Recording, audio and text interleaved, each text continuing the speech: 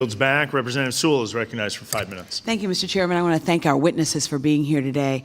Our country has a remarkable history of unparalleled accomplishments, not because our past is exempt from injustice, but because the people of this country have remained committed to our founding ideals of liberty, equality, and democracy, despite extraordinary struggles to achieve full rights.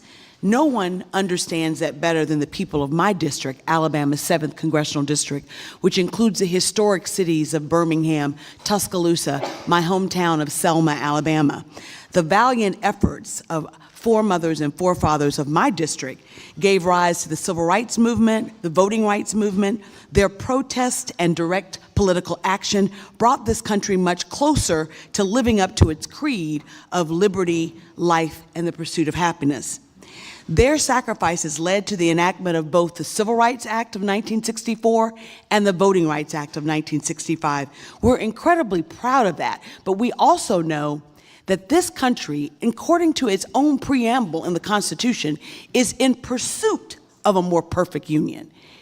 Our founding fathers acknowledged that we were not there, and I think that today we can acknowledge that we're still not there. But I can tell you that the arc of the moral universe does bend towards justice. It just doesn't bend by itself. It takes the courage of Americans to live up to make this nation live up to its highest ideals of equality and justice for all. These are cherished values of America. I too love this country unconditionally, but I can tell you that that is hard sometimes when you hear and read about how we treated the four founders of this country, who were Indians. When you read about and understand that our history is very complicated. And as historians, I think that the fact of the matter is the Smithsonian and other historians, as Dr. Blight just said, they do an incredible job of trying to tell the truth. And the truth is the whole truth, not just the parts that make us feel good. I'm proud of the work that is being done by the Smithsonian Institute to preserve our nation's history. In my district, I appreciate that the Smithsonian affiliate, the Birmingham Civil Rights Institute, which keeps the stories of Birmingham and the civil rights movement alive for future generations to learn and enrich from. These are important institutions. Now, this administration's crusade to take control of the, quote, American History Museum, I think is not only dangerous, it's perilous.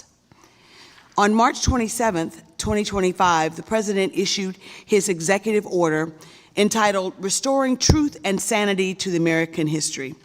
However, this administration is not restoring truth and sanity to American history. On the contrary, it's creating an untruth sanitation of American history. Now, Professor Blight, in a guest essay that you published in the New York Times, you mentioned how the White House Domestic Policy Report is not a document about history. It is a product of a racial and political ideology in search of history that no longer bears scrutiny, that no longer bears scrutiny. Can you please expound on that statement a bit more for us? And can you explain why this administration is by tampering with history, is risking a historical record that is not correct? As in other places in the past where governments and states have tried to control history, what they are really doing is trying to control thought, free speech. That sounds reminiscent of fascism. Well, you use that word, that's fine. There have been plenty other examples. What do authoritarian regimes do first? They assault libraries, archives, schools, universities, cultural institutions. This is an old record, and we don't have to just go to the 1930s to find it. This hearing, indeed, has the word revisionism in its title. I wonder if you understand what a fat pitch that is for historians. All history is revision. The first revisionist was Herodotus. Yes. 2,500 years ago. Would you prefer your doctors not to be revisionist? Do you want to go to a pediatrician who's not a revisionist, who hasn't learned anything new since his or her first training? We revise because it's our job. It always will be. Thank you for putting that word in your title. Thank you for all the work that you do to make sure that this country's history is not just the history of what makes us feel good, but is a complete history of the wonderfulness that is American. Gentleman yields back.